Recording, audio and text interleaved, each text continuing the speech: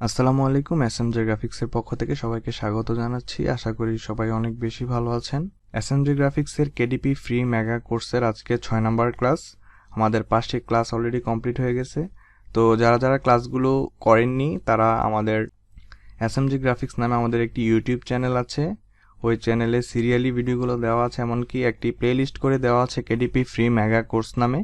সেই প্লেলিস্টে সিরিয়ালি ভিডিওগুলো দেওয়া আছে, আপনারা সেখান থেকে ভিডিওগুলো দেখে নিতে পারেন। অথবা আমাদের একটি ফেসবুক পেজ আছে এসএমজে গ্রাফিক্স নামে, সেখানেও সিরিয়ালি সবগুলো ভিডিও আপলোড করা আছে, আপনারা সেখান থেকেও চাইলে ভিডিওগুলো দেখে নিতে পারেন। তো আজকে আমাদের 6 নাম্বার ক্লাস। আমাদের 6 নাম্বার ক্লাস থেকে আমাদের ডিজাইন ক্লাস শুরু। তো এই ক্লাসটি হচ্ছে design details, page setup, bleed or no bleed. আচ্ছা, এটি খুবই গুরুত্বপূর্ণ একটি ক্লাস এবং কি ডিজাইনের জন্য এই জিনিসটি জানা খুবই জরুরি। এটা খুবই কনফিউশন একটি ব্যাপার। Page setup, bleed or no bleed, এই জায়গাতেই বেশিরভাগ মানুষের কনফিউশন তৈরি হয়, এটাতেই প্রবলেমে পড়ে। এই জিনিসটা যার ক্লিয়ার হয়ে যায়, বুক ডিজাইন করতে তার আর কোনো প্রবলেমই থাকে না, পরবর্তী ধাপগুলো তার জন্য খুবই ইজি হয়ে যায়। এটা খুবই কনফিউশন একটা ব্যাপার। যেমন অনেকে চিন্তা করে আমি ব্লিডে ডিজাইন করব নাকি নো ব্লিডে ডিজাইন করব, সেটা নিয়ে একটা কনফিউশনের মধ্যে পড়ে থাকে। তো সেটার কনফিউশনটা আজকের ভিডিওটি দেখলে আমি মনে করি সম্পূর্ণ দূর হয়ে যাবে। তো সম্পূর্ণ ভিডিওটি দেখবেন, তাহলে আশা করি আপনাদের এই বিষয়ে আর কোনো প্রবলেম হবে না। তো মূল ভিডিও শুরু করার আগে আপনাদের আরও একটি বিষয় বলে নেই। বিষয়টি হলো, কেডিপিতে ডিজাইন করার জন্য আপনাদের মাস্ট নিডেড সফটওয়্যারের মধ্যে এই দুটি সফটওয়্যার প্রয়োজন। একটা হচ্ছে ফটোশপ এবং ইলাস্ট্রেটর। এমনকি আপনাদের দুইটাই সিসি ভার্সনের লাগবে, অনেকে সিএস ভার্সন ইউজ করেন। তো আমি প্রেফার করব আপনারা সিসি ভার্সনটাই ইউজ করবেন, কারণ সিএস ভার্সনে অত টুলস অত ওইরকমভাবে এখন আর কাজ করা যায় না। এখনকার আপডেট ভার্সন যেটা সিসি ভার্সন, সেটাই আপনারা ইউজ করবেন। এমনকি যদি আপনারা পারেন ফটোশপ এবং ইলাস্ট্রেটর সিসি এর 2020 ভার্সন বা তার উপরের যে ভার্সনগুলো আছে সেগুলো ইউজ করার চেষ্টা করবেন, কারণ এগুলা দিয়ে খুবই ভালোভাবে কাজ করা যায়। আর যদি আপনাদের পিসি কনফিগারেশন ওইরকম সাপোর্ট না করে অথবা আপনাদের কাছে ওইগুলো না থাকে, তাহলে আপনারা 17, 18 অথবা 14, 15, 14 নিচে যায়েন না, 14-র উপরের ভার্সনগুলো ইউজ করেন। তো এগুলার ব্যবহার মোটামুটি প্রায় কাছাকাছি একই। তো আমি মূলত 2020 ভার্সনটা ইউজ করি, এটা আমার কাছে অনেক ভালো লাগে, সেটা দিয়ে আমি আপনাদেরকে কাজ দেখাবো। তো যাদের কাছে ফটোশপ এবং ইলাস্ট্রেটর সিসি ভার্সন আছে তারা খুব ইজিলি কাজ করতে পারবেন। মোটামুটি যারা অনেকে আছে টুকটাক কাজ জানেন, তাদের ক্ষেত্রে ব্যাপারটা ইজি হয়ে যাবে। আর যাদের কাছে এই সফটওয়্যারগুলো নেই, তারা কাইন্ডলি এই সফটওয়্যারগুলো একটু ম্যানেজ করে নেবেন। ইউটিউবে অসংখ্য ভিডিও আছে, আপনারা ওইগুলো দেখে এই সফটওয়্যারগুলো ইনস্টল করে নিতে পারেন, অথবা কোথাও থেকে আপনারা দয়া করে ম্যানেজ করে নেবেন, কারণ এই সফটওয়্যারগুলো ছাড়া আপনারা ওইভাবে কাজ করতে পারবেন না। আমি খুব সহজভাবে এগুলো দিয়ে আপনাদেরকে কাজ দেখাবো, আশা করি আপনারা খুব ইজিলি জিনিসগুলো বুঝতে পারবেন। তো আমাদের প্রথম কাজ হচ্ছে পেজ সেটআপ, তারপর ব্লিড অর নো ব্লিড। তো পেজ সেটআপটা বোঝানোর আগে আমি আপনাদেরকে প্রথমে অ্যামাজনে নিয়ে যাব। অ্যামাজনে গিয়ে যদি আমরা একটি লগবুক লিখে সার্চ করি,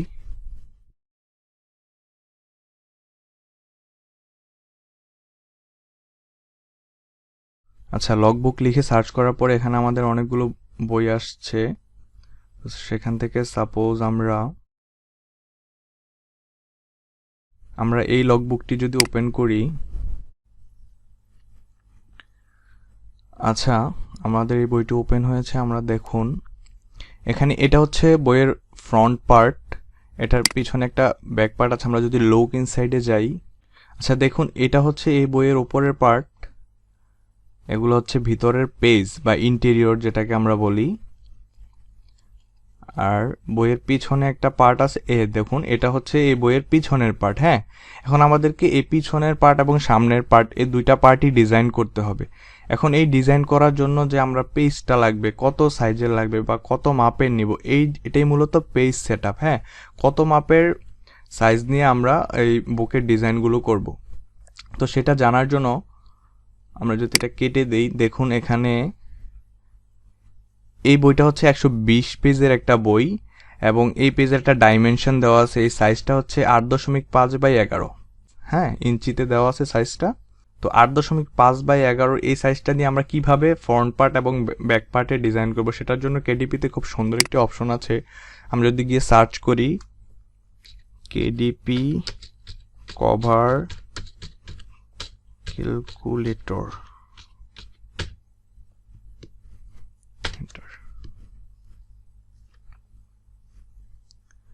কেডিপি কভার ক্যালকুলেটর সার্চ করবেন, সার্চ করার পরে এটা আসবে, এটা ওপেন করবেন।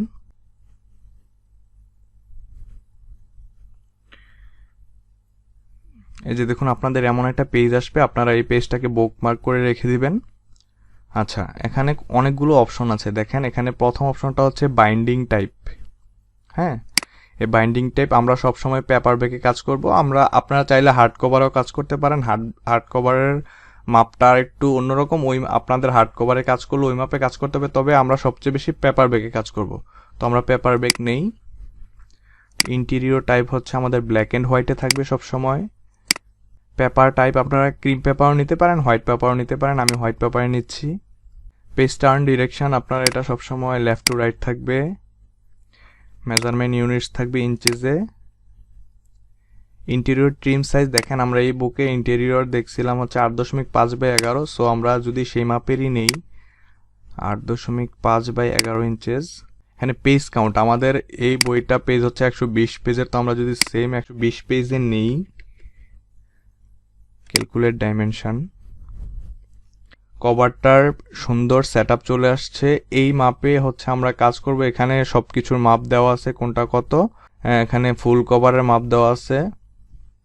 ওয়েট হচ্ছে 17.52, হেইট হচ্ছে 11.25, এটা ব্লিড সহ। আচ্ছা, এই ব্লিডের বিষয়টা আমি পরে বুঝাচ্ছি। এখন আপনারা এত কিছু এগুলো দেখে নিতে পারেন। তো আপনারা, আমি সুন্দর করে এখান থেকে যদি ডাউনলোড টেমপ্লেট দিই,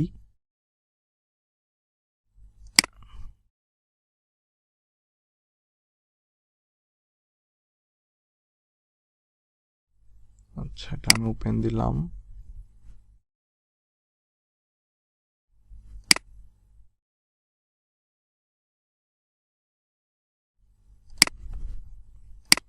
এটা আমার ডাউনলোডস থাকবে। আচ্ছা, এটা আমার এখানে ডাউনলোড হয়েছে। এখন এটাকে আমি আনজিপ করব, এক্সট্রাক্ট ফাইলস। আচ্ছা, এক্সট্রাক্ট করার পর আমার এই ফাইলটি আনজিপ হয়েছে। এখান থেকে আমি দেখেন আমার এই সাইজটার একটা পিডিএফ ফাইল আসছে, একটা ইমেজ আসছে। হ্যাঁ, এখন আমি হচ্ছে আমার তখন ইলাস্ট্রেটর লাগবে।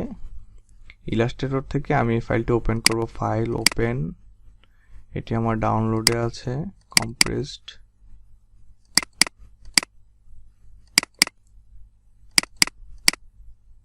আমি হচ্ছে পিডিএফ ফাইলটি ওপেন করব। আচ্ছা দেখুন, এই হচ্ছে আমার পেজ সাইজ। হ্যাঁ, আমি যে বইটি দেখেছি অ্যামাজনে সার্চ করে যে বইটি বের করেছি, সেই বইয়ের মাপের সেম একটি টেমপ্লেট আমি কেডিপি কভার ক্যালকুলেটর দিয়ে ক্রিয়েট করেছি। সেটার টেমপ্লেটটি আমি ডাউনলোড করেছি এবং সেটা এখানে ইলাস্ট্রেটরে এসে ওপেন করেছি। এখন এই পেজের সাইজ অনুযায়ী আমাদেরকে বুক কভারটা ডিজাইন করতে হবে। আচ্ছা, এখানে অনেকে কি করে, ফাইল নিউতে যদি আমি যাই, 8.5/11 ক্রিয়েট। আচ্ছা, এটা হচ্ছে 8.5/11, এটা হচ্ছে একটা পার্টের সাইজ। যদি আমি ফ্রন্ট পার্ট ধরি তাহলে এটা হচ্ছে ফ্রন্ট পার্টের সাইজ। অনেকে কি করে এই দুইটা ফ্রন্ট পার্ট এবং ব্যাক পার্ট আলাদা আলাদাভাবে মেক করে দুইটাকে একসাথে জোড়া লাগিয়ে তারপর আপলোড করে। হ্যাঁ, তো আমি সবসময় ফ্রন্ট এবং ব্যাক পার্ট একসাথে ডিজাইন করতে আমি পছন্দ করি এবং আমি এটাকে প্রেফার করি। এটা খুবই ইজি এবং একসাথে করা যায় দুইটা ডিজাইন। তো অনেকে এটাও করে। এটা করলে আপনাকে দুইটাই আলাদা আলাদাভাবে ডিজাইন করতে হবে, করার পরে আপনাকে একসাথে জোড়া দিয়ে ডিজাইনটাকে সেট আপ করতে হবে। ঠিক আছে, তো এটা আমার এত বেশি ভালো লাগে না, আমি এভাবে করি না। আমি দুইটা পার্ট একসাথে করে ফেলতে পছন্দ করি। তো সেক্ষেত্রে আপনাকে কিছু কাজ করে নিতে হবে। তো প্রথমে আমি যদি Ctrl+R দিয়ে রোলারটা নিয়ে আসি, দেন আমি এটাকে একটু জুম করে নিলাম। তারপর আমি এভাবে লাইনগুলো এনে এভাবে সুন্দরভাবে সেট আপ করে নিব।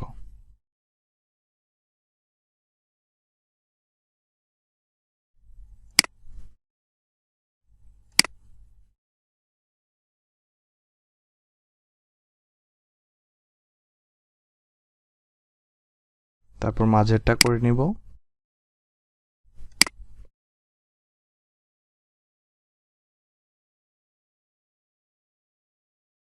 তারপরে সেম ভাবে উপরেরটাও করে নিব।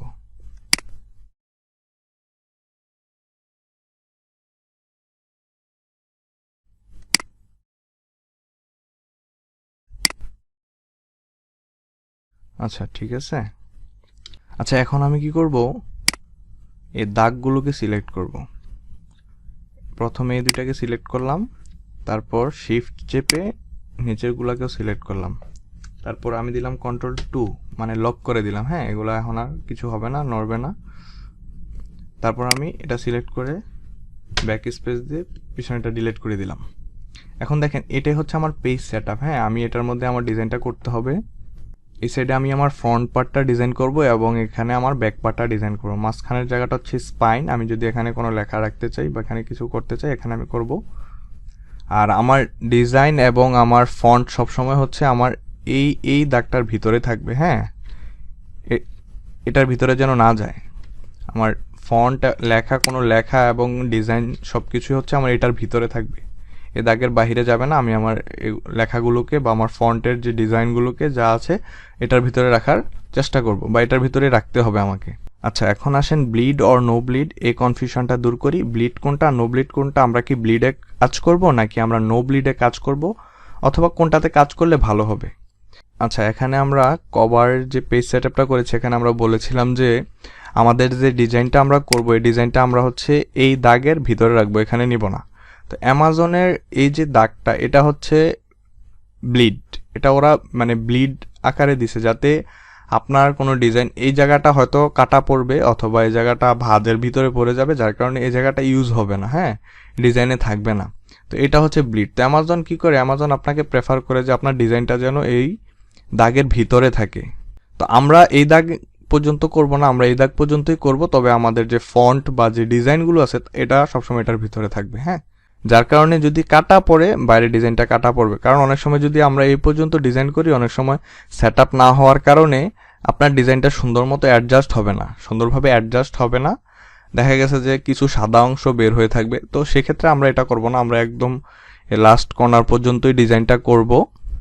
কিন্তু আমাদের ডিজাইনের ইম্পর্ট্যান্ট সাইডগুলো, কোনো লেখা বা কোনো ফন্ট আমরা হচ্ছে এই দাগের বাইরে নিব না, এগুলো হচ্ছে সবসময় এই বর্ডারের ভিতরে থাকবে।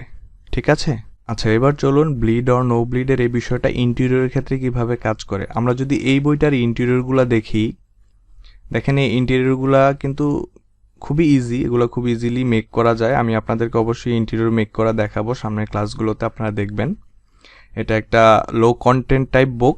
এই ইন্টেরিয়রগুলো কিভাবে কাস্টমাইজভাবে মেক করা যায় ইলাস্ট্রেটরে, সেই প্রসেস আপনাকে দেখাবো। এবং তার সাথে কিছু পেইড টুলস আছে, কিছু পেইড ওয়েবসাইট আছে, সেখানে এগুলা পাওয়া যায়। এই টাইপের সহজ সহজ যে ইন্টেরিয়রগুলো আছে সেগুলো কিভাবে ডাউনলোড করা যায় সেটা দেখাবো। এই ইন্টেরিয়রটা কি ব্লিডে অথবা নো ব্লিডে আছে, বা আপনি কিভাবে করবেন এটাকে ব্লিড অথবা নো ব্লিডে, সেই প্রসেসটা দেখাবো এখন। আচ্ছা প্রথমে আমি একটা পেইড ওয়েবসাইট আছে বুকবোল্ট, এই বুকবোল্ট থেকে আপনি যদি, এখানে অনেক ফ্রিও আছে পেইডও আছে, আপনি কি এগুলো হচ্ছে ফ্রি, যেগুলো হোয়াইট দেখা যাচ্ছে এগুলো হচ্ছে ফ্রি, আর যেগুলা এই যে লগ ইন রেজিস্টার যেগুলোর উপরে আসতেছে এগুলো হচ্ছে পেইড। এগুলো পেতে হলে আপনাকে ওদের সাবস্ক্রিপশন কিনতে হবে, কিনে লগ ইন করে তারপর হচ্ছে এগুলো ডাউনলোড করতে হবে, তাছাড়া আপনি পারবেন না। আপনি ফ্রিগুলো ইউজ করতে পারবেন, ফ্রি টেমপ্লেটগুলো ডাউনলোড করতে পারবেন আর কি। আচ্ছা এখন আমি যদি আপনাকে দেখাই, এই যে দেখেন এখানে লেখা আছে নো ব্লিড ব্লিড। আচ্ছা এখান থেকে আপনি প্রথমে দেখলেন নো ব্লিড, আর আমাদের বইয়ের সাইজটি কত ছিল, 8.5/11, আমরা সেই সাইজ নিলাম। পেজ কাউন্ট মানে হলো আপনার কয়টি পেজ থাকবে, তাহলে আমাদের 120টি পেজ থাকবে। আমরা দিলাম ডাউনলোড।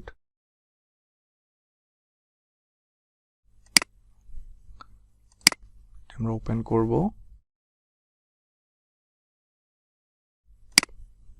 থেকে 100% দিলাম।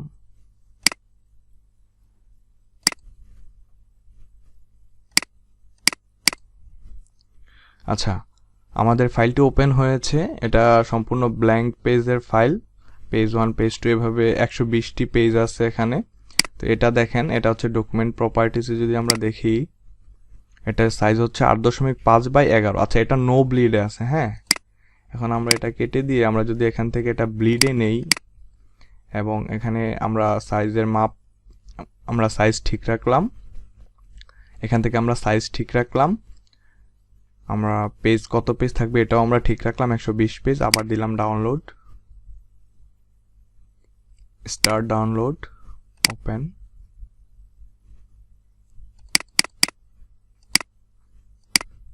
আচ্ছা, এখানেও আমাদের 120 পেজ, হ্যাঁ 120 পেজ আছে। এটা আমরা ব্লিডে করেছি। তো এটার পার্থক্যটা দেখানোর জন্য আমি দুইটা জিনিস ডাউনলোড করে ওপেন করে দেখাচ্ছি আপনাদেরকে। তো এখান থেকে আমরা আবার ডকুমেন্ট প্রপার্টিসে গেলাম। এই যে এখানে হচ্ছে পার্থক্য দেখেন, আপনারা এর আগেরটা আমরা দেখেছিলাম পেজ সাইজ কত 8.5/11, এটা হচ্ছে 8.63 × 11.25, তার মানে হচ্ছে 8.5-এর চেয়ে এখানে 0.13 বেশি আছে, আর এটাতে হচ্ছে 11 ছিল 11.25 বেশি আছে। তার মানে আপনারা যখন ব্লিডে ডিজাইন করবেন ইন্টেরিয়র, তখন হচ্ছে আপনার মাপ যা থাকবে তার চেয়ে প্রথমটা হচ্ছে 13 বেশি নেবেন, আর দ্বিতীয়টা হচ্ছে 0.25 বেশি নেবেন। 0.13 এবং 0.25 মনে রাখবেন, 0.13 এবং 0.25 এই দুইটা সাইজ নিয়ে আপনারা কাজ করবেন। এখন যদি আমি ইলাস্ট্রেটরে এগুলো ওপেন করে দেখাই, তাহলে হচ্ছে আমি ফাইল থেকে নিউতে যাব। আমার এখানে 8.5/11 দেওয়া আছে, 120 পেজ। আমি প্রথমে জাস্ট নো ব্লিডে দেখাবো, তারপর 120 আর্টবোর্ড মানে হচ্ছে 120টি পেজ। এখান থেকে আমি ক্রিয়েট দিলাম।